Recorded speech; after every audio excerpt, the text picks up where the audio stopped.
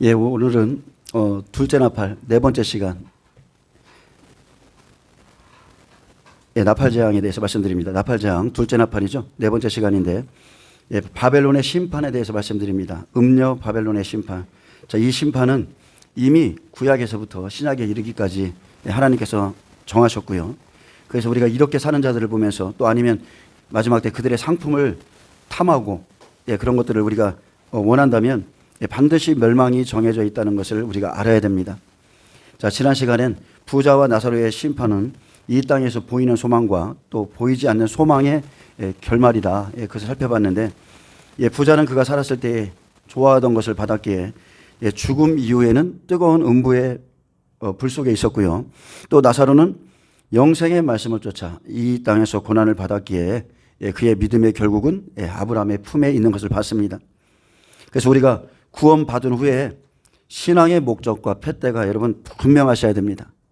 이것이 분명하셔야 돼요. 예수님은 분명히 썩을 양식을 위해서 일하지 말고 영생하도록 있는 양식을 위해서 일하라 했습니다. 여러분 영생을 믿습니까? 그러면 영원한 생명을 바라보는 자는 어떤 상황이 올지라도 하나님을 의지해 마음을 지킬 수 있습니다. 잠언서 4장 23절에 모든 지킬 만한 것 중에 더욱 내 마음을 지키라. 생명의 근원이 이에서 남이니라. 마음과 생각을 지키는 것, 간단한 일 같죠? 그런데 이것만큼 힘든 것이 없습니다. 자, 마음을 지키지 못하면 사람들이 믿음에서 실족하고 죄에 빠지며 하나님을 원망하기도 하고 어려운 일들이 생기죠. 우리가 죄를 몰랐을 때는 예수님을 믿음으로 인해서 원죄가 한 번에 다 사해졌습니다. 하지만 타락한 인간의 본성, 이 육의 몸을 입고 있는 이상은 우리는 고의로 범죄를 지을 수 있습니다.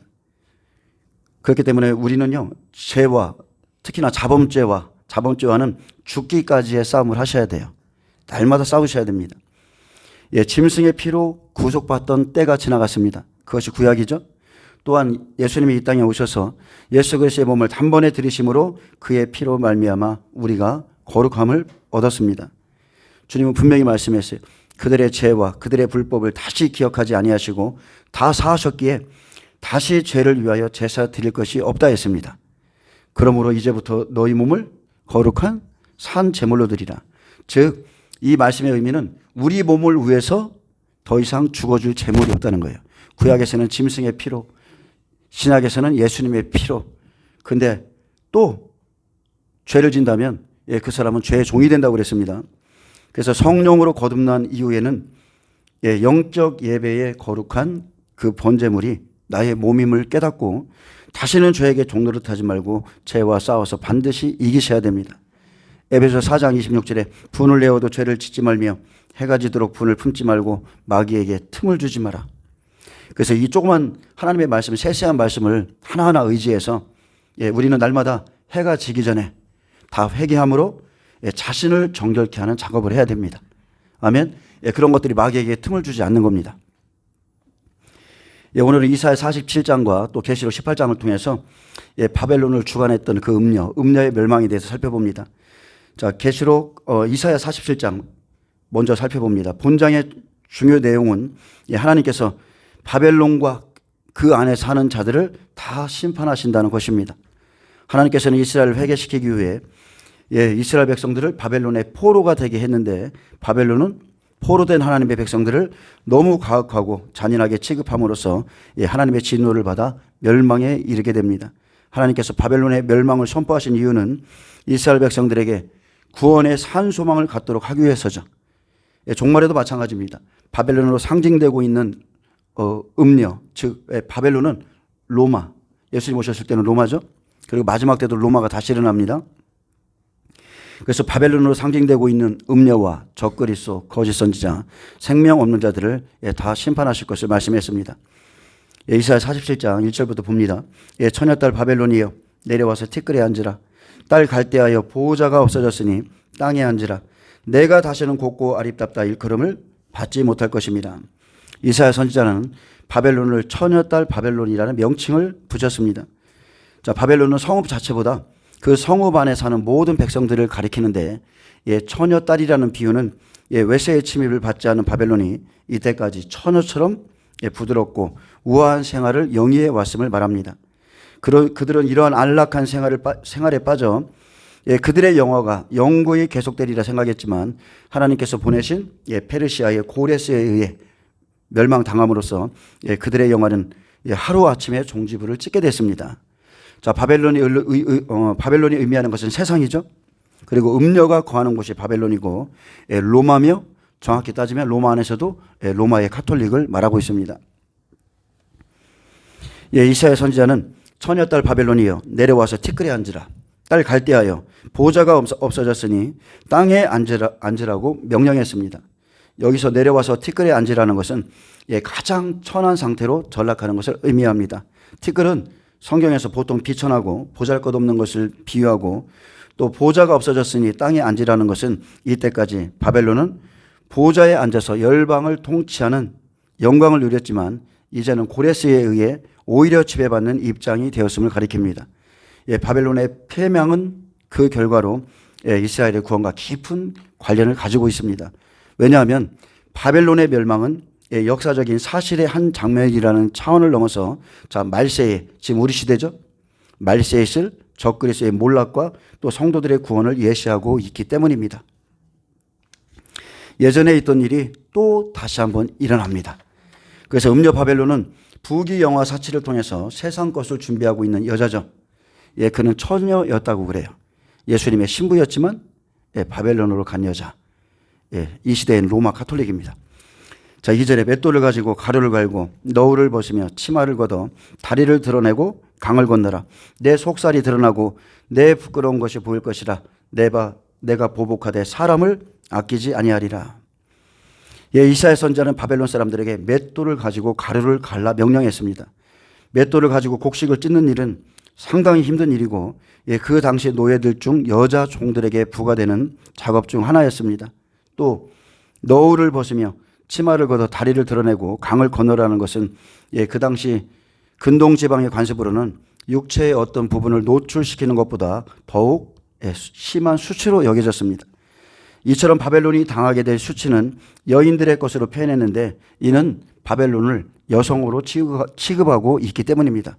여성으로 취급하죠. 왜 그렇습니까? 예수님이 신랑이기 때문에 그렇죠.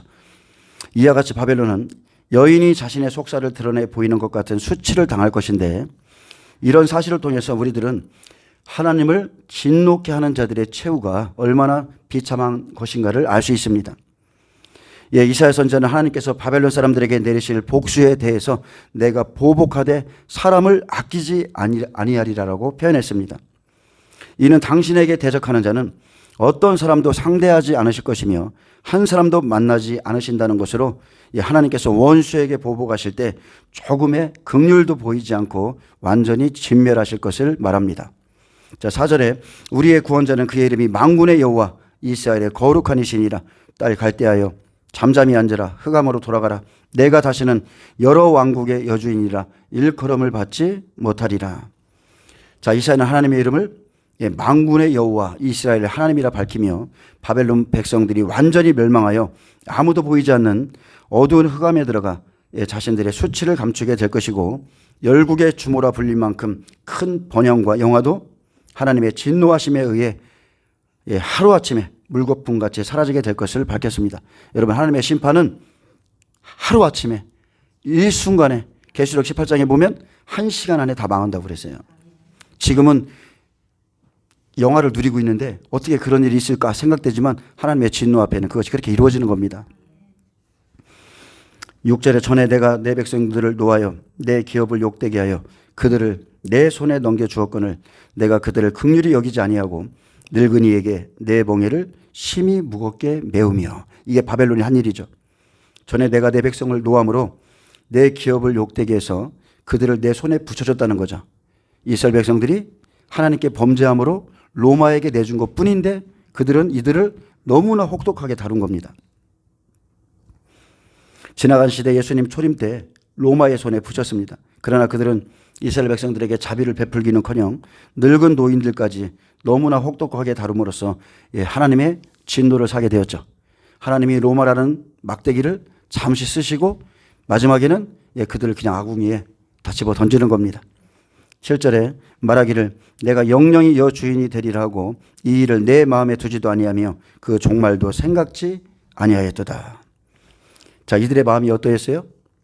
그들은 내가 영영이 여 주인이 되리라는 교만한 마음으로 이스라엘을 혹사했고 그 일의 결과에 대해서는 전혀 개의치 않았습니다. 그들 배후에 누가 있습니까? 하나님이 계세요. 만군의 여호와라 불리신 하나님이 있는데 그들은 이런 것에 개의치 않았죠. 자, 이러한 잔악성과 죄악성은 하나님을 두려워하지 않는 그들의 교만한 마음에서부터 나오는 것입니다. 그러나 그들은 자신들이 이스라엘 백성들에게 했던 것과 같이 하나님께로부터 조금의 긍휼함도 받지 못하고 처절하게 멸망당하게 되었습니다. 이러한 사실을 통해서 잠언서 16장 18절에는 교만은 패만의 선봉이요 거만한 마음은 넘어짐의 앞잡이라고 우리에게 교훈합니다. 여러분, 결국 자신들이 저지른 죄가대로 그대로 돌려받습니다. 하나님은 심은 대로 거두게 하시는 분이에요. 지금 잘 나간다고 내일 잘 나갈 수 없어요. 계속 잘 되는 게 아닙니다. 그래서 우리가 너의 떡을 물 위에 던지라고 그러고, 그러죠? 그리고 장사를 해도 이곳저곳에 이렇게 두루두루 이렇게 하나님이 심어 놓으라고 그랬어요. 무엇이 잘 되는지 우리는 모르죠. 마찬가지입니다. 우리가 누구에게 은혜를 입을는지 몰라요. 그래서 성도들 간의 교제도 여러분 잘 하셔야 돼요. 아멘. 내가 지금은 부족함이 없고 잘 나가고 잘 되는 것 같아도 어느 날 어느 순간에 어떤 사람으로부터 도움을 받을지 모릅니다. 근데 그 도움도 뿌려놓은 게 있어야 받는 겁니다. 특히나 환난 때는 그렇습니다. 환난 때는 뿌려놓은 게 있어야 받는 거예요. 자, 이와 같은 그들이 마지막 때 다시 일어나죠. 마지막 때 로마가 다시 일어납니다. 계시록 13장의 짐승 로마에서 일어나고 17장 18장의 음녀도 바벨론이죠. 바벨론의 음녀. 그러므로 사치하고 평안히 지내며 마음에 이르기를 나뿐이라 나 외에 다른 이가 없도다. 나는 과부로 지내지도 아니하며 자녀를 잃어버리는 일도 모르리라 하는 자여 너는 이제 들을지어다. 한날에 갑자기 자녀를 잃으며 과부가 되는 이 두 가지 일이 내게 임할 것이라. 내가 무수한 주술과 많은 주문을 빌릴지라도 이 일이 온전히 내게 임하리라. 자, 바벨론 백성들의 교만이 어느 정도냐면, 자, 이 사람들이 부귀 영화를 누리게 되자 점차 교만하게 되어서 나뿐이라 나 외에 다른 이가 없도다. 나는 과부로 지내지도 아니하며 자녀를 잃어버리는 일도 모르리라고 호언장담했습니다. 여러분, 하나님과 같아지려는 마음이 교만의 기원이죠. 교만의 기원. 자, 교만에 대해서 몇 가지 말씀드리는데, 하나님과 같아지고자 하는 마음. 교만의 기원은 마귀입니다. 마귀.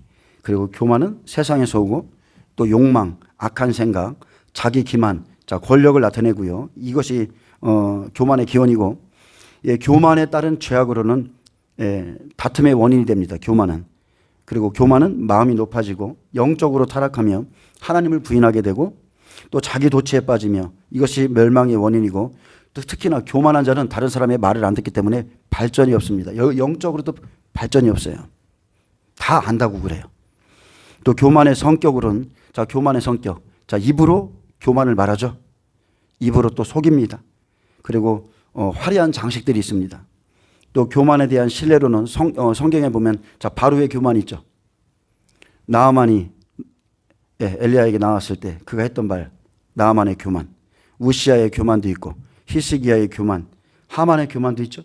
느부갓네살의 교만, 말할 것도 없고, 벨사살의 교만, 또 아이도벨의 교만, 바벨론, 갈대아인, 아수르, 두로, 애굽, 니느웨, 그리고 예수님 오셨을 때 서기관과 바리새인들의 그 영적인 교만들, 그리고 이스라엘의 교만, 예루살렘의 교만, 또 영적 교만이 있어요. 영적 교만만큼 또한 무서운 게 없습니다.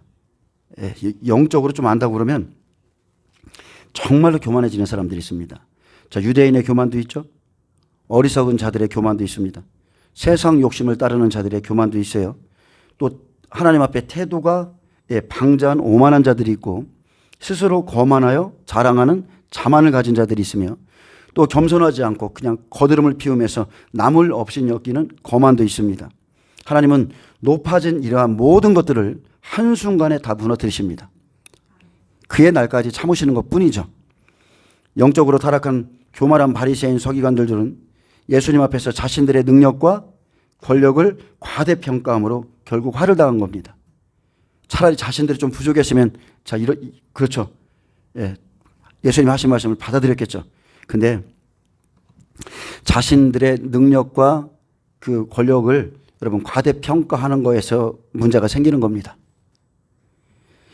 한날의 자녀를 잃으며 과부가 되는 일은 고레스에 의해서 바벨론이 폐허로 변할 것이라는 의미고, 그들이 하나님의 진노를 피하기 위해 그들이 섬기는 우상을 의지하고 무수한 사술과 많은 진언을 베풀지라도, 또 어떤 수단을 동원할지라도 하나님의 진노는 결코 막을 수 없는 절대적이고 필연적인 것입니다. 그래서 하나님께서 하시는 일은 인간으로서는 도저히 예측할 수 없을 만큼 어느 때 갑작스럽게 역사하시는 것이죠. 사치하고 평안히 지날 때 나는 과부로 지내지 않고 나는 자녀를 잃어버린 일도 모른다, 이렇게 편안히 지날 때에 자, 그들이 사랑하는 모든 것들을, 세상 일들을 하나님께서 치시니까 한순간에 과부가 되죠. 근데 이 사람들은 그래도 나는 과부가 아니라고 말합니다. 여러분 영적으로 잘 분별하세요. 여러분 과부세요, 아니세요? 하나님보다 세상을 더 사랑하고 세상과 짝하는 자들은 한날에 과부가 됩니다. 그날에 가면요, 누가 진정으로 그리스도의 신부였는지를 알게 돼요. 10절에 내가 내 악을 의지하고 스스로 이르기를 나를 보는 자가 없다 하나니 내 지혜와 내 지식이 너를 유혹하였음이라. 내 마음에 이르기를 나뿐이라 나 외에 다른 이가 없다 하였으므로. 바벨론의 악은 온갖 우상 숭배를 자행하고 이스라엘 백성들에게 잔악한 행위를 하고서도 스스로 나를 보는 자가 없다고 생각했습니다. 그것은 그들의 지혜와 지식이 그들을 유혹하였기 때문이라 했습니다. 하나님을 모르는 교만한 마음, 자기 욕심 때문에 그들 스스로 시험에 빠지죠. 여러분 교회 안에서도 마찬가지예요. 나를 보는 이가 없다? 아니죠. 하나님은 불꽃같이 교회 안의 모든 일들, 가정의 모든 일들, 나라의 모든 일들, 세상에 일어나는 모든 일들을 다 살피고 계십니다. 그들은 마음에 이르기를 나뿐이라 나 외에는 없다는 지극히 교만한 마음을 가졌습니다. 이러한 표현은 하나님께서 당신을 나타내실 때 쓰는 표현이죠. 그들이 하나님과 자신을 동일시할 만큼 교만해졌음을 보여줍니다. 바벨론 사람들은 그들의 힘만 믿고 온갖 악행을 저질렀으며 심지어는 하나님과 같이 되려고 하는 죄악을 범했으므로 하나님의 재앙을 받게 되었습니다. 저는 지금 우리나라 이 정권도 그렇게 봅니다. 인간이 자신의 처지를 망각하고 하나님을 대적하고 하나님과 동등되고자 할 때는 반드시 하나님의 재앙을 면치 못한다는 것을 깨달아야 돼요. 하나님을 모르기 때문에 이렇게 하는 겁니다. 두려움이 없어서 바벨론과 같이 높아지고. 근데 11절에 보면 재앙이 내게 임하리라. 재앙이 내게 임하리라. 그러나 내가 그 원인을 알지, 그 근원을 알지 못할 것이며 손해가 내게 이르리라. 그러나 이를 물리칠 능력이 없을 것이며 파멸이 호련히 내게 임하리라. 그러나 내가 알지 못할 것이니라. 여러분 이런 거 당해보신 적 있으십니까? 하나님이 어떤 사람을 연단하거나 쓰기 위해서 아니면 심판하기 위해서 하나님이 한번 다름을 입으면 재앙이 임해도 도대체 내가 왜 이렇게 됐는지를 알지 못하고 손해가 막심한데도 왜 내 삶이 이렇게 갑자기 거꾸로졌는지도 모르고 파멸이 임해도 마찬가지입니다. 모르는 거예요. 왜 이렇게 내가 되는지. 한 가정이 가문이 그냥 한날에 그냥 폭삭 망하기도 하고 한날에 세워지기도 하고 이게 다 하나님이 하시는 일이에요. 한순간에 재앙이 손해가 파멸이 내게 임한다는 거죠. 이러한 일들이 갑자기 내 삶에 임할지라도 하나님 없이는 자기에게 임하는 재앙의 이유조차 모릅니다. 재앙의 이유조차도요, 하나님이 깨닫게 하시지 않으면 모르는 거예요. 저도 마찬가지죠. 저도 IMF 때 한번 크게 무너졌는데 왜 무너지는지도 모르고 한날에 그렇게 무너졌죠. 근데 사실은 저의 교만 때문에 무너진 거예요. 뭐 많은 사람들이 무너졌지만 개인적으로 봤을 때는 저의 그 교만 때문에 무너진 겁니다. 자, 손해가 와도 물리칠 능력이 없고 파멸이 와도 왜 이렇게 됐는지 알지도 못해요. 여러분 이런 재앙을 당해봤습니까? 조금이라도 당해봤어요? 하나님께서 심판하실 때는 도무지 알 수 없고 막을 수 없는 일들이 한순간에 임합니다. 그래서 우리가 아까 우리 찬양처럼 모든 것이 다 감사한 거예요. 모든 것이 다 하나님의 은혜인 것입니다. 여러분 다른 게 은혜가 아니고요. 하나님이 지금 우리의 대적이 되지 않은 것에 여러분 감사하세요. 하나님이 우리 편인 거에 감사하셔야 돼요. 12절에 이제 너는 젊어서부터 자 하나님께서 재앙을 내리시는데 이제 그들에게 말하죠. 한번 해보라는 거예요. 이제 너는 젊어서부터 힘쓰던 주문과 많은 주술을 가지고 맞서보라. 혹시 놀라게 할 수 있는지. 내가 많은 계략으로 말미암아 피곤하게 되었도다. 하늘을 살피는 자와 별을 보는 자와 초하른 날에 예고하는 자들에게 일어나 내게 임할 그 일에서 너를 구원하게 하여 보라. 지금 하나님께서 조롱하는 거죠. 보라 그들은 초계 같아서 지푸라기죠. 초계 같아서 불에 타리니 그 불꽃의 세력에서 스스로 구원하지 못할 것이라. 이 불은 덮게 할 숯불이 아니요 그 앞에 앉을 만한 불도 아니니라. 내가 같이 힘쓰던 자들이 내게 이같이 되리니 어려서부터 너와 함께 장사하던 자들이 각기 제 길로 흩어지고 너를 구원할 자가 없느니라. 예, 한순간에 재앙이 손해가 파멸이 임해서 도대체 어떻게 된 일인가? 예, 그들이 섬기던 그 우상들 주술하는 사람들 다 데려다가 막 이것을 풀어보고자 해도 아무것도 안 됩니다. 저희 집도 그랬어요. 저희 집도 제가 예수님을 믿기 전에 어머니가 불교 집안이었기 때문에 어려운 일을 당하니까 이것을 풀어보고자 굿도 하고 절에다가 이름 공양도 하고 막 이렇게 했었습니다. 풀립니까? 안 풀려요. 안 풀립니다. 바벨론 백성들이 젊어서부터 추구했던 그 우상들 있죠. 주문과 많은 주술을 가지고 시험할지라도 아무 유익을 얻지 못하고 원수를 이길 수도 없습니다. 하나님이 심판할 때 그 어떤 것도 이길 수가 없어요. 그들은 문제가 있을 때마다 우상을 의지해서 모든 종류의 마술을 행하였으나 전혀 아무런 도움도 되지 못합니다. 하나님께서 심판하시는 날 그들은 초계 같아서 심판의 불에 타게 될 뿐이고 그 불꽃의 세력에서 스스로 구원하지 못하고 한순간에 멸망하게 될 것입니다. 그렇게 위대했던 나라가 강해 보였던 그 나라가 한순간에 지푸라기처럼 그냥 다 태워지는 거죠. 뿐만 아니라 바벨론에 힘쓰던 자들도 이하가 될 것이고 그들과 함께 무역하던 자들조차 그들을 외면하고 자기들의 고국으로 돌아갈 것이라 했습니다. 그들과 같이 힘쓰던 자들은 연합한 자들이죠. 바벨론의 약탈 행위에 같이 참여했던 애굽을 가리키고 무역하던 자들은 애굽 아라비아인 페니키아인들을 의미하는데 자 그러나 여기에는 하나님의 백성들도 들어있어요. 포함됩니다. 이처럼 하나님께서는 바벨론에게 재앙을 내리셨을 뿐만 아니라 그들과 관계를 맺었던 사람들까지 철저히 진멸했습니다. 그래서 내 백성아 그곳에서 나와서 그들이 받을 죄에 참여하지 말라고 한 겁니다. 종말에도 똑같습니다. 바벨론을 의지하는 자는 지푸라기 같이 태워질 것입니다. 분명히 하나님은 악인은 겨와 바람에 나는 겨와 같다고 표현하셨죠. 악인은 하나님 앞에 참으로 하찮은 존재입니다. 한낱 지푸라기에 지나지 않는 바벨론은 하나님이 보내신 바람에 흩날리게 될 뿐만 아니라 종말에는 불로서 심판하실 때 자취도 없이 완전히 멸망하게 될 것이라 했습니다. 자, 이사야의 구약에서 이렇게 바벨론에 대해서 예언했다면 자, 계시록 18장을 좀 보겠습니다. 계시록 18장.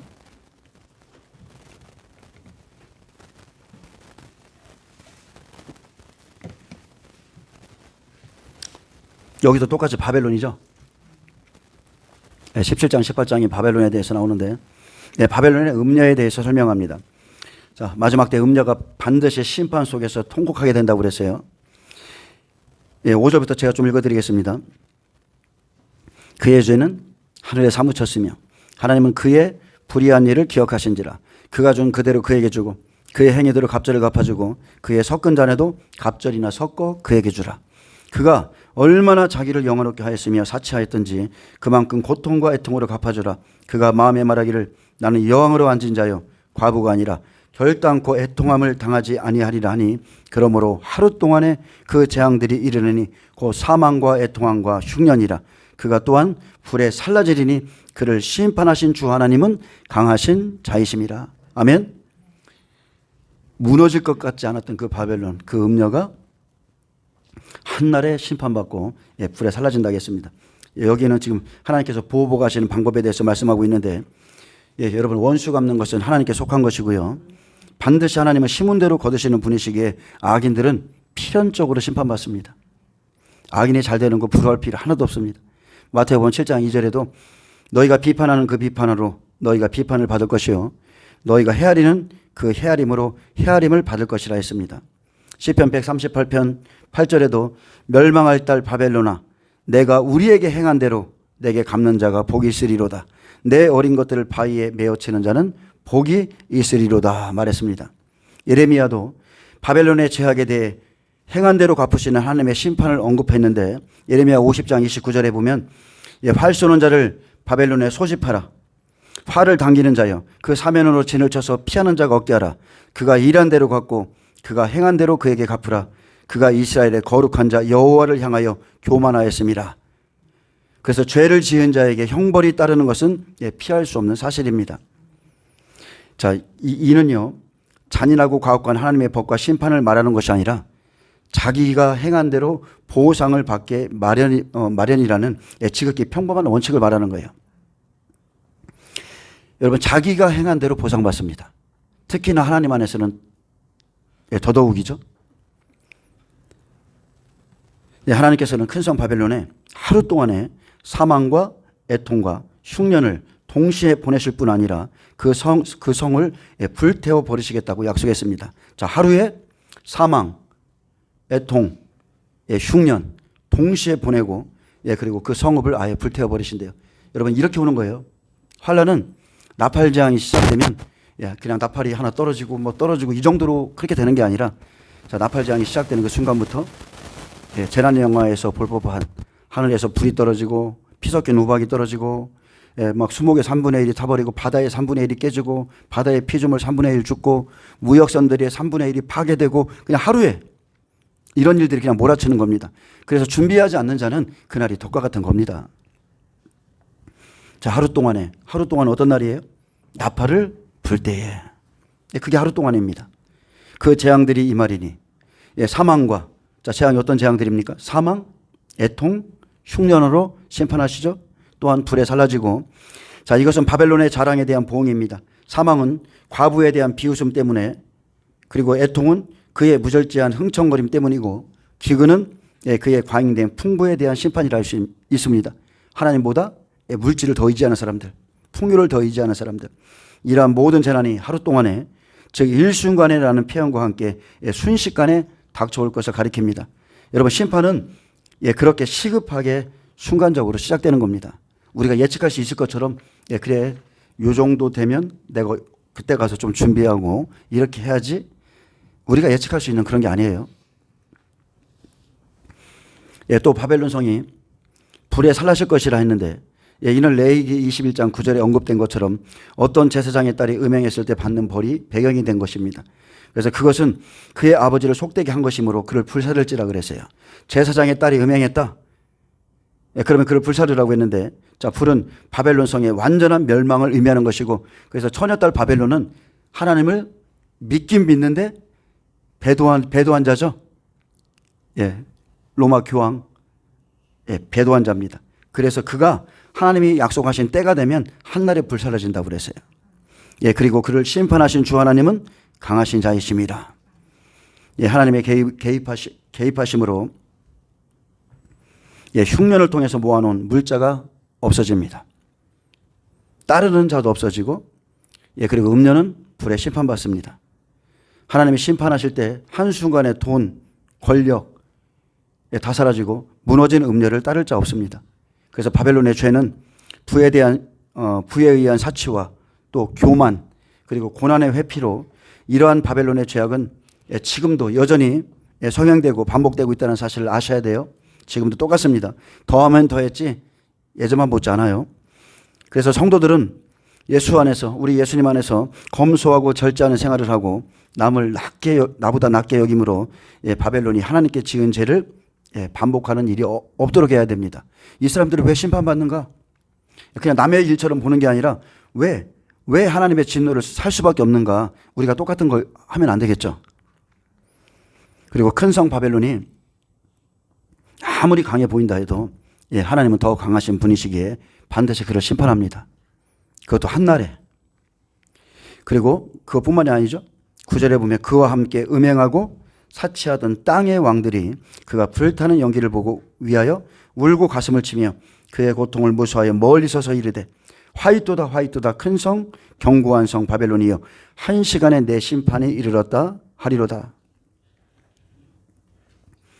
자, 바벨론이 한순간에 멸망받는데 바벨론의 멸망에 슬퍼하며 탄식하는 자들은 누구예요? 땅의 왕들이고 땅의 상인들이고 그리고 배 타는 자들입니다. 이렇게 세 부류인데 이 애곡은 에스겔 27장의 두루성의 멸망에 대한 묘사가 배경이 된 것이고, 자, 사도 요한 당시의 로마 제국을 비유하고 있는데 이는 로마가 두루, 바벨론, 예루살렘처럼 음녀의 성으로 하나님께서 싫어하시는 온갖 죄악을 저지르고 성도들을 무자비하게 핍박했기 때문입니다.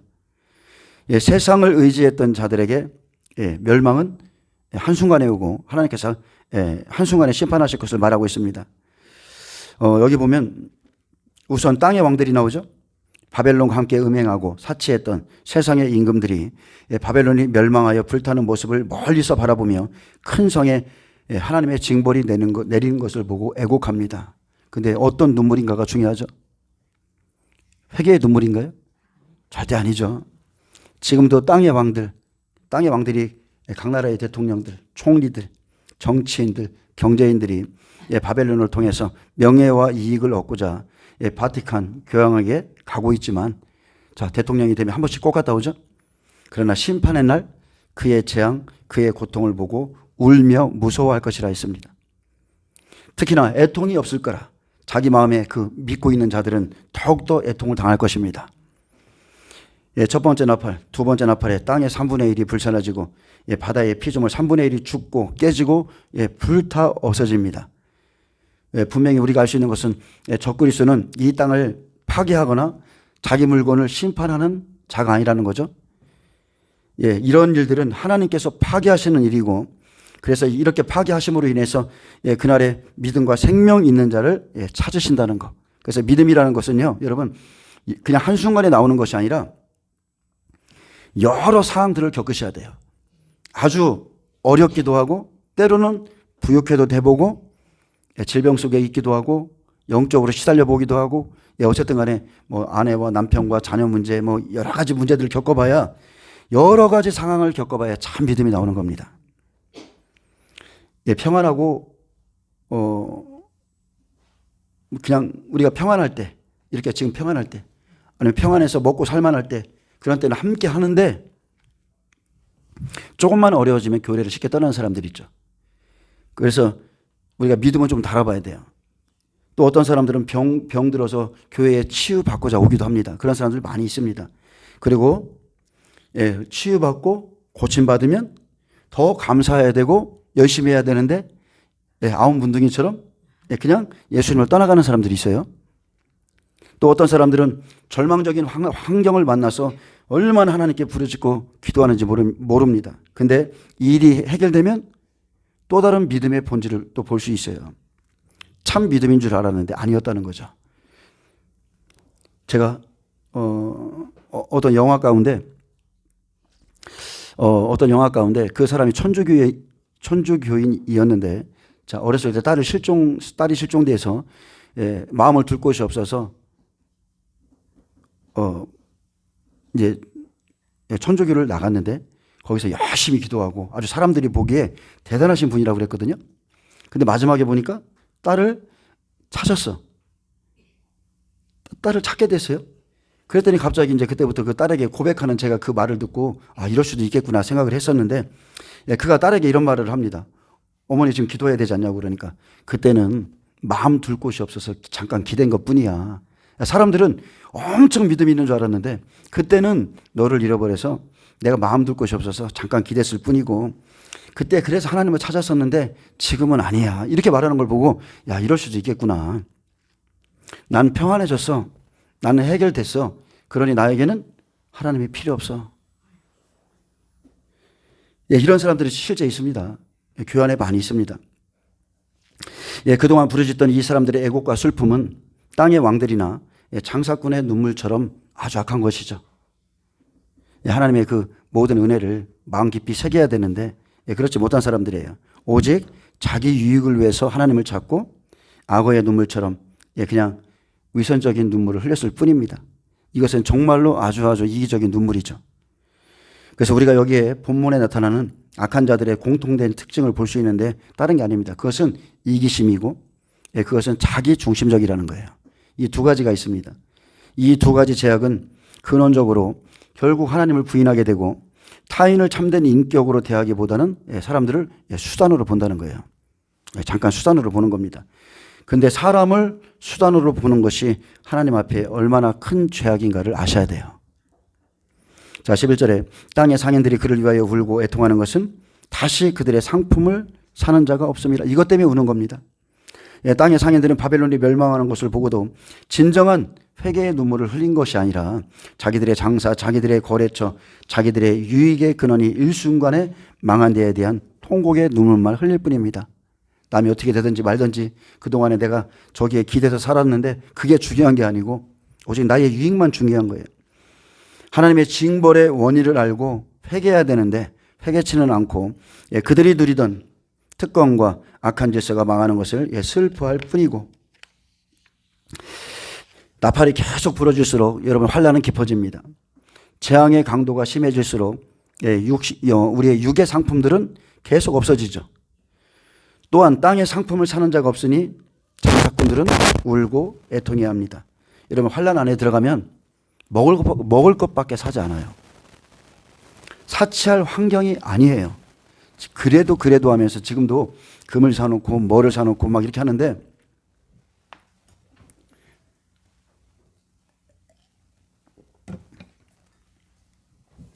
이런 재앙이 실제 이제 나팔 재앙이 시작되면 7년 환란이 시작되면 여러분 사치할 환경이 아닙니다. 넷플릭스에 보면 콘크리트 마켓이라는 드라마죠. 드라마가 있는데, 자, 그 환경이 저는 맞다고 봐요. 환란 속에 들어가서 지진이 나고 폐허가 되고 막 이러니까 그들이 거래하는 것은 물이죠. 깡통이고 약품이고 오직 생필품이에요. 돈은 가치가 없어서 불태워버립니다. 분명히 성경에도 그날의 금과 은을 오물처럼 버릴 것이라고 그랬어요. 자, 계시록 안에 들어가면 크리스천이 믿음에서 떨어지는 두 가지 사건이 있습니다. 믿음에서 떨어지는 두 가지 사건. 다른 게 아니죠. 첫째는 우상숭배, 두 번째는 짐승의 패저. 이것이 마지막 때 믿는 자들을 지옥불로 들어가게 합니다. 이제 지금 이 나팔에 대해서 설교하고 있지만, 자, 느부갓네살이 왕이 되고 2년이 지나면 바벨론 평지에 우상을 세우고 각처에 막 우상을 세워서 경배하지 않으면 다 죽이듯이 산나팔이 시작되면 각처에 우상이 세워집니다. 환란이 시작되고 2년이 지나면 세워져요. 그리고 적그리스도를 하나님이라 경배해야 되는, 숭배해야 되는 강압적인 이런 때에 우상에게 경배하는 자는, 자기 목숨 때문에 우상에게 경배하는 자는 버림당하죠. 그래서 다니엘의 세 친구가 먼저 고난을 받고 그 다음에 세 친구보다 더 믿음이 더 좋은 다니엘이 나중에 고난받는, 이게 순서입니다. 오나팔, 다니엘 세 친구 고난, 쉽게 말하면 로세 고난, 그리고 육나팔, 백배들의 고난이죠. 다니엘의 고난, 백배들의 고난이에요. 엘리야 6개월간 백배들 3년 지나고 6개월간 엄청난 고난을 받죠. 자, 그래서 이런 강압적인 분위기 속에서 우상에게 경배하는 자는 버림당합니다. 제가 북한에 대한 어떤 영상들을 좀 찾아봤는데, 자, 북한의 실체, 그래서 이제 몇 년 전에 올라온 실제 북한에 가서 딱 내려서 러시아의 그 어떤 그 다큐 촬영하는 분이 촬영한 걸 좀 봤는데, 북한에 딱 내리면 김일성, 김정일 동상이 큰 거 서서 거기서 완전 경배하잖아요. 여러분 그날에 여러분 피할 수 있어요? 여러분 피할 자신 있어요? 산나팔이 세워지면 우리도 그렇게 해야 돼요, 앞으로. 그래서 에스겔에게 주님이 말씀한 거는 그날에, 그죠? 노아, 다니엘, 욥에 대해서 말씀한 거는 이 세 가지 환란이 마지막 시대에 다 들어있다는 거예요. 자, 두 번째는 짐승의 표입니다. 7년의 가뭄 중에 먹을 거 떨어지죠? 사람들은 앞으로 매매하기 위해서, 슈퍼에 가기 위해서, 무언가 먹을 것을 사기 위해서 이제 666 짐승의 표를 받게 되면 이 두 가지로 인해서 하나님께 영원히 버림받습니다. 자, 그렇다면 우리가 마지막 때를 지금 듣고 있는데 그리스도인들이 무슨 준비를 해야 되는가? 하나님은 여전히 교회들을 향해서 경고하고 계신데 마지막 때 이런 일이 있을 것이다. 우리는 그냥 마냥 휴거될 것이라 믿고 손을 놓고 있어야 되는가? 여러분, 그것은 참으로 어리석은 일이죠. 하나님은 경고하고 계신데 우리는 막연하게 휴거될 것이라 손을 놓고 있다면 그것은 참으로 어리석은 겁니다. 분명히 창세기에는 선악과를 먹으면 정령 죽으리라 말씀하셨죠. 그리고 죽었습니다. 영원히. 마지막 때는 마찬가지입니다. 우상에게 경배하거나 짐승의 패를 받는 자는 반드시 지옥에 들어간다고 명확히 말씀하셨어요. 그래서 계시록 14장 9절에서 12절에 보면 누구든지 짐승과 그의 우상에게 경배하고 이마에나 손에 표를 받으면 그도 하나님의 진노의 포도주를 마시리니 그 진노의 잔에 섞인 것이 없이 부은 포도주라. 거룩한 천사들 앞과 어린 양 앞에서 불과 유황으로 고난을 받으리니. 이 대상이 누구예요? 유대인입니까? 아니죠. 유대인뿐만이 아니에요. 유대인뿐만이 아니라 유대인 중에서도 예수를 믿는 사람들, 그리고 우리 모든 그리스도인들을 말하는 겁니다. 그 고난의 연기가 세세토록 올라가리로다. 짐승과 그의 우상에게 경배하고 그의 이름표를 받는 자는 누구든지 밤낮 쉼을 얻지 못하리라 하더라. 성도들의 인내가 여기 있나니 그들은 하나님의 계명과 예수에 대한 믿음을 지키는 자니라. 하나님의 계명, 이스라엘 백성들, 예수에 대해 믿음을 지킨 자들, 우리 이방인들입니다. 그래서 짐승의 우상에게 경배하지 말고 먹는 것 때문에 짐승의 표를 받지 말라고 우리에게 경고하셨어요. 그래서 우리는 준비하셔야 돼요. 사람들이 뭐라고 하든지 말든지, 노아의 때도 똑같았습니다. 사람들이 뭐라고 하든지 말든지, 어떤 핍박을 하든지 자기가 처한 환경 안에서 하나님께서 주시는 지혜를 가지고 여러분 지혜롭게 준비하셔야 돼요. 그날에 누가 나를 돕겠지, 그런 거 없습니다. 12절에 13절에 보면 그때 사고 파는 상품의 종류입니다. 자, 그런데 이 음녀가 판 바벨론의 상품 중에 사람의 영혼들이 들어있죠. 사람의 영혼들이 있다는 것은 바로 666 짐승의 표 사건이 시행되고 있다는 것이죠. 왜냐하면 사람들의 영혼을 사는 것은 표 사건밖에 없거든요. 이마나 손에 우리에게 짐승의 표식을 해서 영혼들을 사서 짐승처럼 상품처럼 취급하는 것이죠. 그래서 이 상품에 이런 상품 속에 사람이 들어있다는 것은 이것을 사기 위해서 표를 받았다는 거예요. 영혼들을 어떻게 삽니까? 그리스도인들에게 지금 이마에나 손에 표를 받아. 그러면 받아요? 당연히 안 받죠. 그래서 바꾸는 겁니다. 의료의 목적으로, 아니면은 더 편하기 위해서, 자, 다른 이유를 가지고 위장해서 미혹해서 받게 한다는 거. 자, 이제 올해 3월 달부터죠. 본격적으로 시행되는 핸드폰 안면 인식이 도입됩니다. 근데 그 도입하는 목적이 뭐라고 그래요? 다다음 달부터 시작하는데 도난 방지 목적 이렇게 말하잖아요. 그럴듯한 이유를 갖다 붙이잖아요. 근데 계시록 18장 23절도 말합니다. 내 복술로 말미암아 만국이 미혹되었도다 그랬어요. 특히나 기근회 때, 자, 복술. 그래서 마지막 때는 여러분 미혹을 조심하라고 그랬습니다. 미혹. 사탄은 우리의 이마나 손에 표를 넣기 위해서 아주 좋은 것으로 위장해서 우리에게 줄 것이고, 그 미혹은 다른 게 아닙니다. 원문에 보면 미혹은 방황하다는 뜻이죠. 방황하게 만드는 거예요. 길을 잃다, 길을 잃어버리게 하다, 길을 벗어나게 하다, 헤매게 하다는 뜻을 갖고 있습니다. 특히나 기근회 때 생각해 보세요. 엄청난 기근이 몰려옵니다. 음료의 이 많은 상품은 많은 사람들을 진리에서 방하게 할 것이죠. 사고 싶으면 표를 받아. 준비되지 않은 자 여러분 100% 펴봤습니다. 100% 펴받아요. 지금 자기가 휴거된다고? 지금 자기들이 그날에 가서 금식한다고? 100% 펴봤습니다.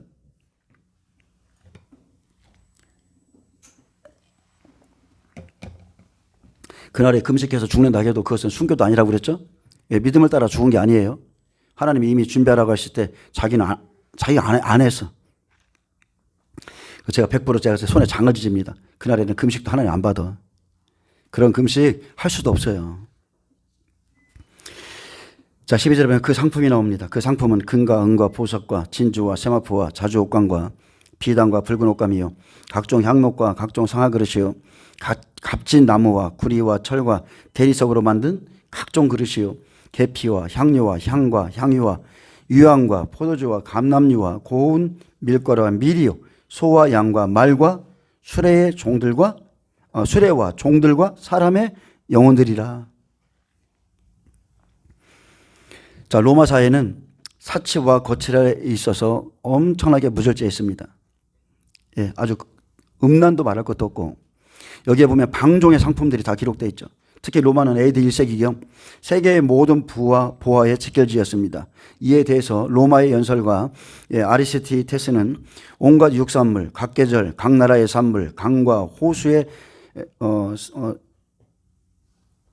호수의 여러 가지 물건들, 그리고 헬라인과 미개인의 여러 예술품 등 세상의 모든 산물들이 로마에 들어오기 때문에 그 모든 것을 보려면 로마로 가야 하며, 만약에 로마에서 볼 수 없는 것이라면 그것은 이 세상에 존재하지 않거나 존재한 일이 없는 거라고까지 말을 했습니다. 로마에 가면 모든 것이 다 있다는 거예요. 그들은 인도에서 막대한 향료를, 아라비아와 중국에서는 보석과 비단을 대량으로 수입했고, 유흥과 연애에 낭비한 돈은 가히 천문학적인 숫자였습니다. 제가 이것을 다 적을 수가 없어서 못 적었는데 쭉 보니까 너무 많아요. 막 그게. 네로 황제가 이렇게 말했습니다. 돈의 유일한 용도는 낭비하기 위한 것이라, 이렇게 말했습니다. 그렇게 선언하고 실제 그가 그렇게 사용했습니다. 사도 요한이 본서를 기록할 당시 로마는 역사상 유례를 찾아볼 수 없는 지나친 사치와 낭비가 전 제국을 휩쓸고 있었습니다. 여기 본절에서 종들과 사람의 영혼들이라는 말이 나오는데, 여기서 종이란 말은 헬라어 소마입니다. 종, 몸이라는 뜻이에요. 몸, 육체를 의미하는 말이고, 따라서 노예는 자신의 몸과 혼을 모두 주인에게 파는 것으로 가축보다 나을 것이 없었고, 종이 된 자들, 그리고 사람들, 열거한 바벨론의 상품들은 사람의 영혼까지 사고 파는 매매권으로 마지막 때 짐승의 표를 의미하죠. 분명히 성경은 누구든지 순종하는 자의 종이 된다고 했습니다. 그래서 우리가 마지막 때 사람들을 그냥 불쌍하다, 그렇게 생각하고 우리가 막 끌고 갈 수가 없는 거예요. 이것은 도덕적인 문제가 아니죠. 영원한 생명이 걸린 문제예요. 또 정과 이성을 십자가에 못 박으라 했듯이 정에 이끌려 가서도 이끌려서 그날에는 끌려가서도 안 됩니다. 앞으로는 짐승의 표를 받고 물건을 구하게 될 것이기 때문에 그것은 영혼을 이제 사탄에게 파는 것입니다. 요셉 때를 보면 잘 나와 있죠. 가뭄이 든 지 2년이 지나서 어떻게 했습니까? 요셉의 말대로 그렇게 곡식을 쌓아놓지 않은 자들, 준행하지 않은 자들은 모두가 기근을 견디지 못했습니다. 그래서 다 알고 있었어요. 기근이 올 거라는 것도. 2년이 지나자 이제 그들이 요셉 앞에 나가서 이렇게 말합니다. 이제 우리에게 남은 것은 우리의 몸과 토지뿐이라. 자, 뭐만 남았다고요? 이제 우리의 몸과 토지만 남았다는 거예요. 우리 몸과 우리 토지를 먹을 것을 주고 사소서. 우리가 토지와 함께 바로의 종이 되리니 우리에게 종자를 주시면 우리가 살고 죽지 아니하며 토지도 황폐하게 되지 아니하리이다. 그러므로 요셉이 애굽의 모든 토지를 사서 바로에게 바치니 애굽의 모든 사람들이 기근에 시달려 각기 토지를 팔았습니다. 땅이 바로의 소유가 되니라. 모든 사람들이 다 바로의 소유가 되는 거예요. 요셉이 바로를 위하여 먹을 것을 주고 사람들의 몸과 토지를 사서 바로의 종으로 삼고 애굽의 토지법을 세워서 바로에게 5분의 1을 이렇게 상납합니다. 애굽 사람들은 기근이 올 걸 다 알았어요. 요셉이 미리 알려줬거든요. 요셉이 총리가 되어서 애굽 온 땅 사람들에게 준비하라고 그랬어요. 그런데 알았음에도 그 사람들은 준비하지 않았고 결국은 2년까지는 버텼어요. 2년까지는 버텼는데 2년을 이제 더 이상 버티지 못하고 결국은 자기 자신을 바로에게 종으로 팔았다는 거예요. 먹을 거 주고 나를 사소서. 내 몸도 사세요. 내 토지도 사세요. 사람들의 영혼들이 먹을 것에 팔려 바로의 종이 되든 여러분 짐승의 표를 받으면 여러분 사탄의 것입니다. 더 이상은 하나님의 것이 아니에요. 이 사람들은 지옥으로 떨어집니다. 하나님이 분명히 그렇게 경고하셨거든요. 그런데도 막연하게 이 시대의 그리스도인들이 그냥 우리는 휴거된다고 믿고 있어요. 얼마나 어리석은 겁니까? 그날에 그렇게 믿고 있다가 지옥으로 떨어질 사람들이 얼마나 많겠습니까? 14절에 바벨론아 내 영혼에 탐하던 과일이 내게서 떠났으며 맛있는 것들과 빛난 것들이 다 없어졌으니 사람들이 결코 이것들을 다시 보지 못하리로다.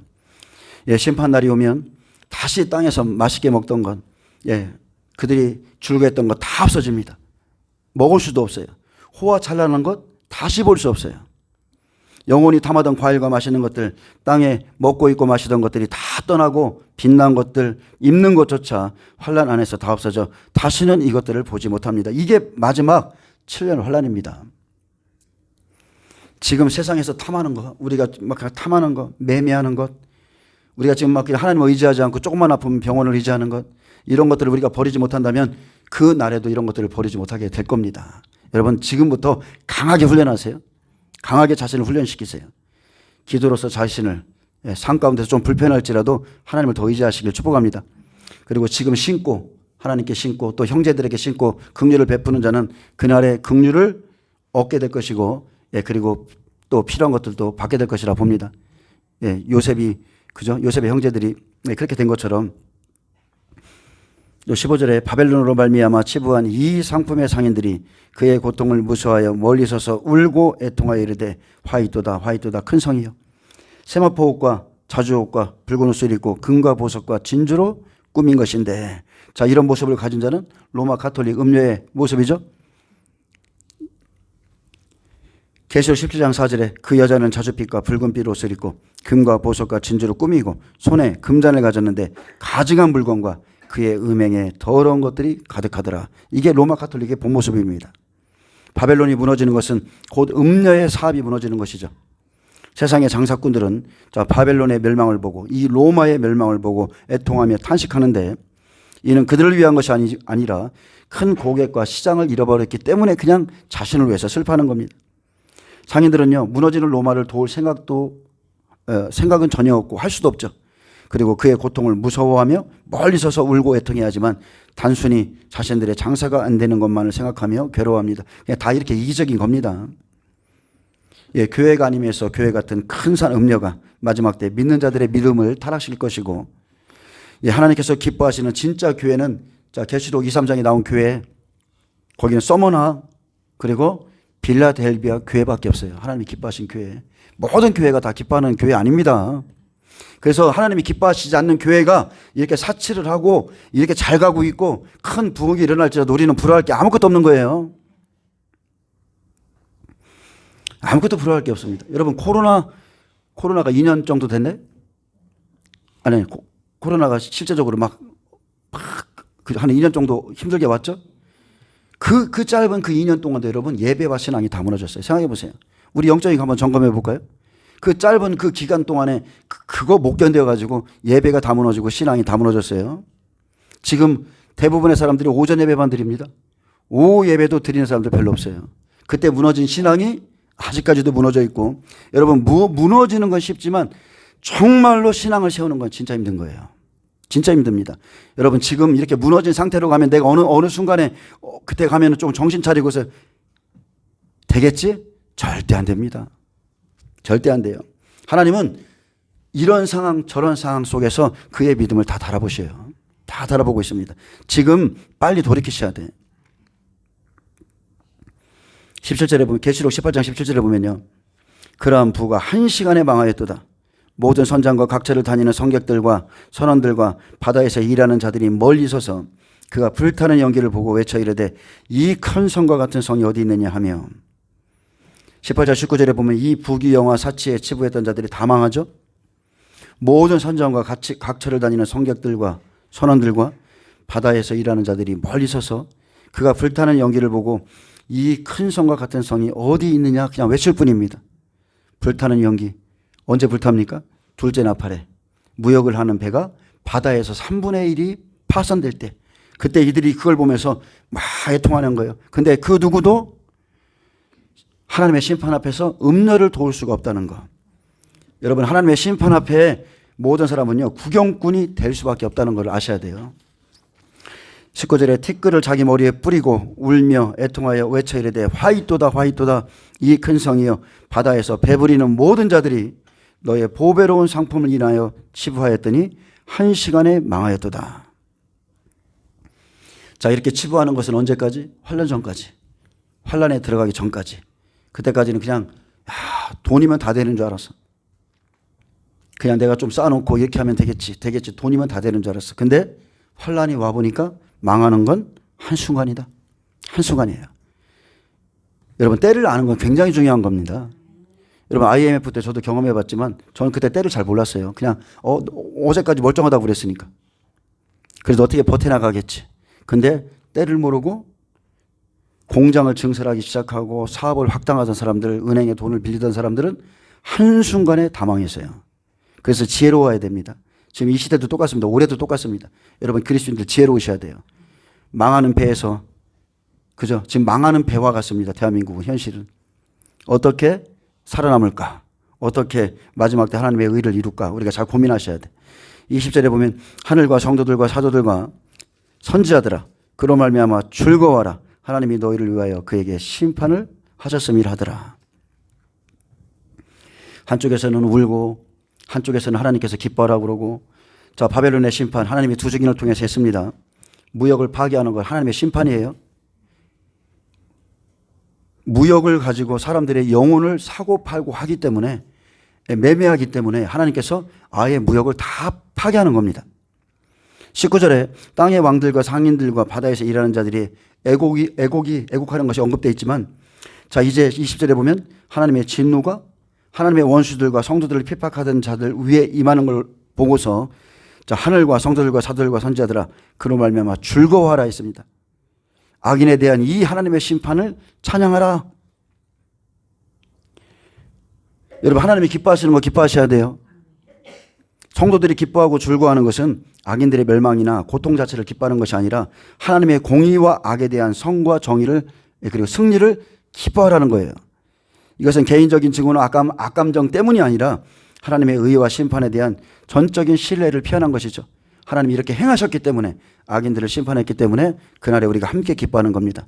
하나님의 공의로우신 판단은 비록 나 자신에게 불이익이 된다 하더라도 그것은 우리의 기쁨이고 찬양의 내용이 되어야 됩니다. 아멘. 때로는 하나님의 공의 때문에 우리가 삶 가운데서 어려움을 당할 때가 있어요. 그래도 여러분 감사하세요. 하나님이 기뻐하는 것을 기뻐하고 미워하시는 것을 미워하는 것, 이러한 기쁨은 결코 이기적이지 않고 또 하나님의 주권을 인정하는 신앙적인 기쁨입니다. 신앙적인 기쁨. 자, 코로나 때 예배를 금지하고 기도를 금지하고 믿음도 사랑도 무너지고 느는 것은 근심밖에 없었어요. 근데 지금도 대한민국 정치의 현실을 보면 꼭 침몰하는 배를 보고 있는 것처럼 아무 가망성이 없이 보이죠. 그러나 믿음의 사람들은 어때요? 믿음의 사람들은 하나님이 실현하시는 그 심판의 날을 바라보면서 여러분 소망을 가지고 기뻐하시기 바랍니다. 하나님이 일하십니다. 아무리 커 보여도 저렇게 생쇼를 해도 결국은 하나님이 다 하세요. 지금은 인간들이요 하나님의 영역을 침범하는 때입니다. 하나님의 영역을 침범해.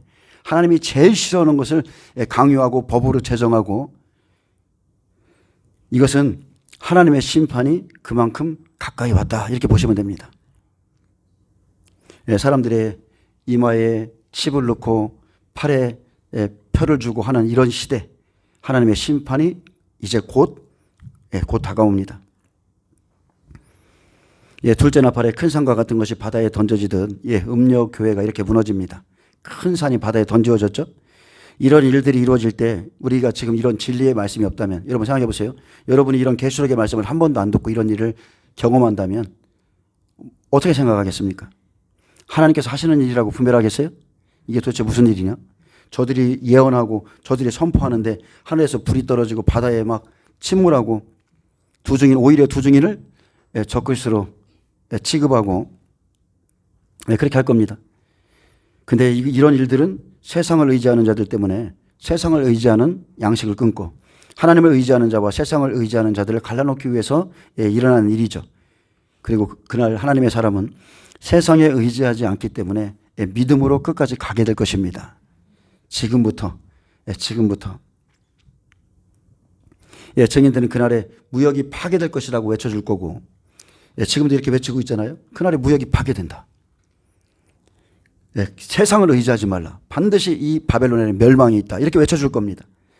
자, 이럴 때에 믿는 자들은 하나님을 두려워할 것이고 믿지 아니하는 자들은 하나님을 원망하고 대적할 겁니다. 뭐 이런 하나님이 다 있어. 우리에게 뭐 휴가 된다고 하더니 막 그러면서 이런 일이 실제 있을 거예요. 실제. 여러분 거짓 선지자들은요 지금도 그렇지만 그때도 그럴 겁니다. 하나님은 사랑이기 때문에 절대 그럴 일 없어. 땅이 타거나 바다가 깨지거나 바다의 무역이 파괴되는 일 없다. 예, 그들은 그때도 그렇게 말할 겁니다. 그래서 두 가지입니다. 증인은 오직 하나예요. 증인은 공의만 외치는 거예요. 거짓 선지자들은 그날에 여전히 하나님의 사랑만 외치는 겁니다. 하나님의 심판이 임하고 있는데도 그들은 사랑만 외치는 거예요. 그래서 준비된 말씀이었으면 그날 완전히 혼동 상태입니다. 이게 도대체 무슨 일이지? 왜 이런 일이 일어나지? 이 일을 누가 하는 거지? 예, 막 혼동 상태가 일어날 겁니다. 그래서 마지막 때는 여러분 지혜를 구하여야 되지만 마지막 때는 하나님께서 주시는 만나를 구하셔야 돼요. 만나. 날마다 하늘에서 내려오는 만나. 자, 환란 속에서는 믿음이 만나가 됩니다. 지금의 믿음이 만나가 돼요. 그래서 하나님의 방법대로 구하고 나가서 걷는 것이 하나님의 만나를 먹는 방법이었죠. 자, 이때 이렇게 나가서 가지고 나서 이만큼 걷어. 이게 하나님의 만나를 먹는 방법이었는데 지금 내 속에 하나님의 말씀을 아멘으로 받아들이는 것이 그날의 만납니다. 준비된 말씀. 내가 믿은 말씀. 그때마다 떠올라서 이것이 나를 매일 인도하는 거예요. 이스라엘 백성들이 가나안 땅까지 들어갈까지 만나를 먹었듯이 마지막 때도 지금 우리에게 주신 말씀, 준비된 말씀, 그날에 이런 일이 있을 것이다. 이 말씀은 하나님 나라에 들어갈 때까지 우리에게 만납니다. 만나. 그래서 하나님 말씀을 믿고 믿음으로 받아들인 만큼 여러분 만나가 될 것입니다. 환란 때 일용할 양식. 그것을 지금 우리가 지금 받고 있는 거예요. 자, 21절, 23절은 하나님의 심판을 받은 바벨론의 최후죠. 이에 한 힘센 천사가 큰 맷돌 같은 돌을 들어 바다에 던져 이르되 이 큰 바벨론이 이같이 비참하게 던져져 결코 다시 보이지 아니하리로다. 자, 바벨론의 본절은 바벨론에 비유된 로마의 최후가 기록되어 있습니다. 이는 예레미야 51장 63절 64절에 나오는 바벨론에 대한 예레미야의 멸망의 예언과 똑같습니다.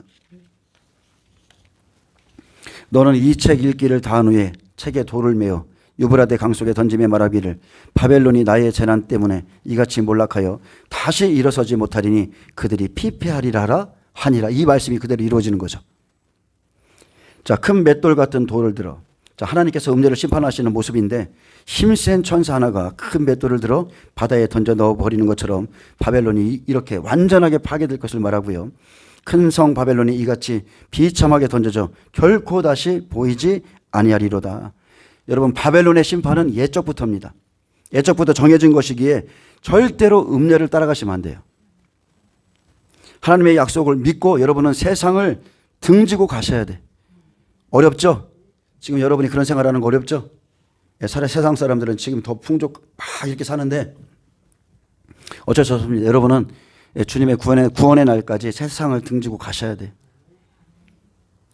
음녀는 바벨론의 음녀를 말하지만 또한 교회 안에도 음녀가 있습니다. 주의 종이라고 하는 자들 중에서 예를 들어서 바리새인 서기관 같다면 그 사람들도 음녀죠. 그죠? 시대를 분별하지 못하고 생명을 주지 못하면 그 사람도 음녀인 거예요. 왜? 자기를 따라오게 함으로써 많은 사람들의 생명을 잃어버리게 하거든요.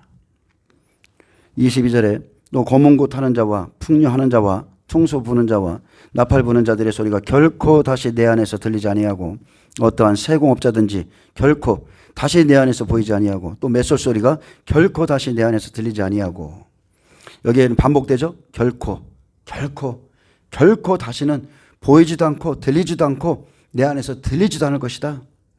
여러분, 인생의 쾌락과 향락의 즐거움이 그날에 모두 끝납니다. 우리가 이것을 한번 깊이 생각해 보셔야 돼요. 결코라고 그랬어요. 환란이 시작되는 순간부터 우리가 지금 누리고 있는 모든 것들이 결코 다시 누릴 수 없다는 거예요. 어떤 세공업자든지 결코 다시 내 가운데서 보이지 아니하고 기계 문화마저도 다 끝납니다. 가뭄으로 인해서 물이 없죠. 기계를 돌릴 수가 없습니다. 또 맷솔 소리가 결코 다시 내 가운데 들리지 아니하고 자, 풍년의 소리 먹을 거 없어요. 맷돌 돌릴 일이 없습니다.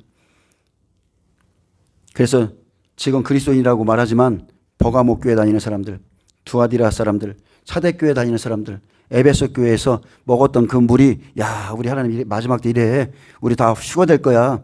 그날에 다 쑥물이 되어서 다 토해내셔야 돼. 여러분, 예수님을 믿는 거 잘 배우셔야 돼요. 예수님의 오심을 준비하는 거 여러분 잘 배우셔야 돼요. 왜? 내 영원한 생명 걸려 있어요. 영원한 생명. 이 땅의 부자, 성공, 출세, 형통함이 아니라는 거예요. 예수 믿는 거는. 그리고 1에서 산업할까지 이 자연의 재난 이후에 이제 5에서 7나팔은 직접 몸을 치는 직접적인 재난이 오죠. 그래서 지금 우리가 이 날을 준비하는 겁니다. 매일 이 설교를 듣고 반복해가며 듣고 준비하는 거예요. 아까 우리 저쪽 성도님이 집에서 꿈을 꾸셨는데 십자가에 달린 그 어른과 그 옆에 어린아이가 달려있는 걸 봤고 그 옆에 예수님께서 너무나 환희에 찬 표정으로 네가 승리했다는 그 표정으로 옆에서 웃고 계셨다는 걸 그걸 꿈에서 꾸고서 깜짝 놀래 일어났다고 그러는데 우리가 이 날을 준비하는 거예요. 믿음은 들음으로 나는 겁니다. 어느 날 갑자기 내가 순교할 수 있는 사람이 되는 게 아니라 매일 다짐하고 하나님 나의 죽음도 출생보다 더 낫게 하옵소서. 23절에 등불빛이 결코 다시 내 안에서 비치지 아니하고 신랑과 신부의 음성이 결코 다시 내 안에서 들리지 아니하리로다. 너의 상인들은 땅의 왕족들이라. 내 복술로 말미암아 만국이 미혹되었도다. 결국은 다 미혹되죠. 등불빛이 결코 다시 내 안에서 비치지 아니하고 이것은 구원사가 끝나는 것을 말합니다. 등불이 없습니다. 신랑과 신부의 음성이 결코 다시 내 안에서 들리지 아니하리로다. 시집가고 장가가는 일 없습니다. 혼인자체의 기쁨 소리도 재앙이 시작되는 순간부터 완전히 다 사라집니다. 자, 이 장면은 예레미야가 바벨론에 대해서 말했던 것과 똑같습니다. 예레미야 25장 10절에 보면 내가 그들 중에서 기뻐하는 소리와 즐거워하는 소리와 신랑의 소리와 신부의 소리와 맷돌 소리와 등불빛이 끊쳐지게 하리라고 한 예언과 똑같습니다.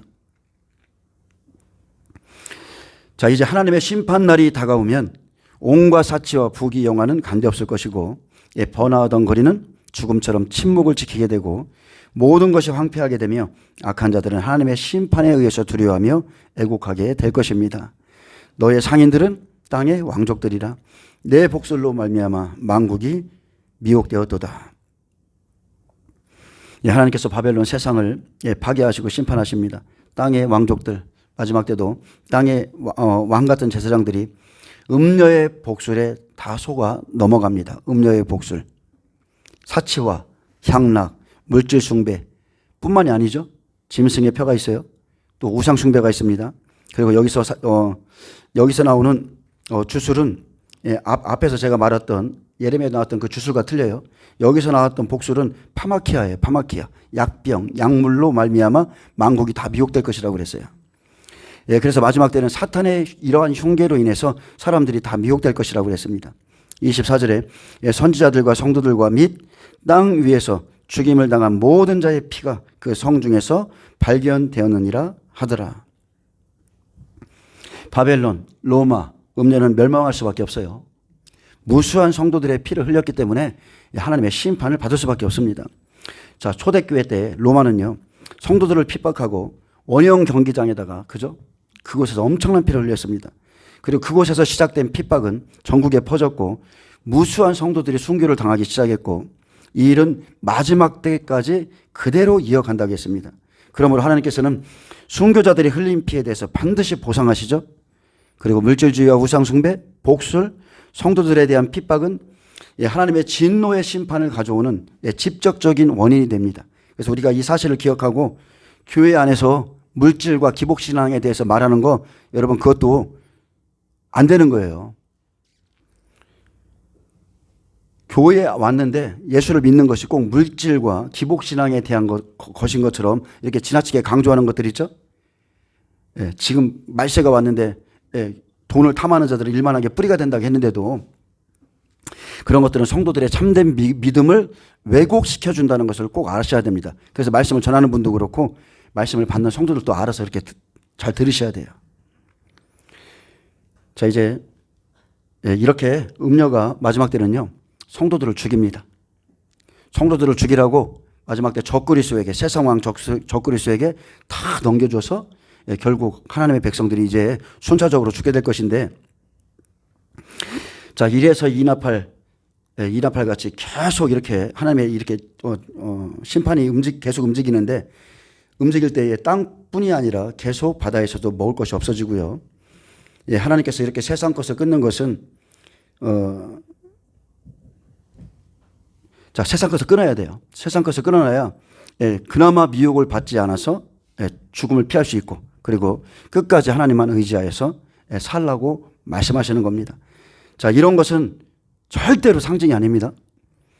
예, 하늘에서 우박 뭐 떨어지고 뭐 불이 내려오고 큰 불 붙는 큰 산과 같은 것이 여러분 이거 절대 상징 아니에요. 이거 실제입니다.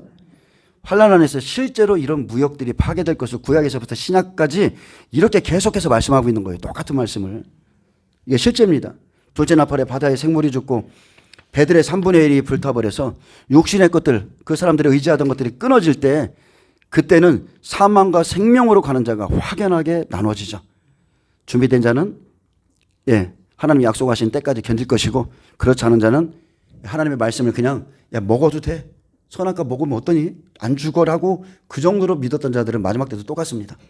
결국은 짐승의 표를 받을 수밖에 없습니다. 노아의 때 보세요. 비가 내리면 내릴수록 더 확연히 육신의 사람과 하늘의 사람이 나눠지죠. 방주는 물에 뜨는 겁니다. 예, 세상에 살되 세상에 속하지 않았던 자들이 예, 그날에 하나님의 것으로 드러나고 하나님께서는 예, 그들을 데리러 오시는 겁니다. 그래서 이 환난을 이제 둘째 나팔을 마칩니다. 앞으로 실제 이런 일이 있습니다. 땅의 화, 바다의 화가 있어요. 그래서 여러분 잘 깊이 생각하셔서 하나님이 이런 일을 행하신다고 약속하셨기 때문에 우리가 무엇을 준비해야 되며 어떻게 해야 되는지를 스스로 잘 판단해 보시기를 축복합니다. 예, 기도하겠습니다. 주님 감사합니다. 예, 오늘 말씀을 마음에 새기게 하시고 이제 첫째 나팔과 둘째 나팔까지 이제 살펴봤습니다. 예, 하나님 우리가 더욱더 지혜롭길 원하고 예, 우리가 믿음에 더욱더 힘써서 예, 자기의 영혼을 경성하기를 위해서 힘쓰게 하여 주옵소서. 감사하며 예수님의 이름으로 기도합니다. 아멘. 예, 하나님께 영광 박수를 드립니다.